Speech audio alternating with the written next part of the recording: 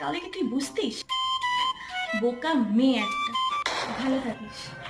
আর আমাকে যদি মনে পড়ে তাহলে পেছনে ফিরে একবার দেখে নিস, আমাকে ঠিক খুঁজে পেয়ে যাবি।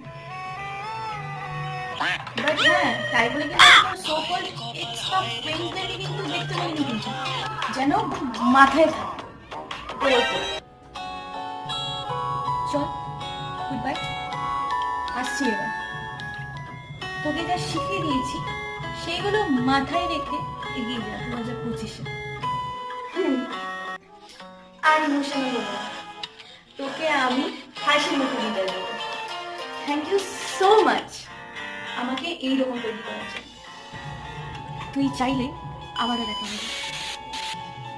Happy new year 2025। আরো মজাদার ভিডিওর জন্য তাড়াতাড়ি সাবস্ক্রাইব করে দাও।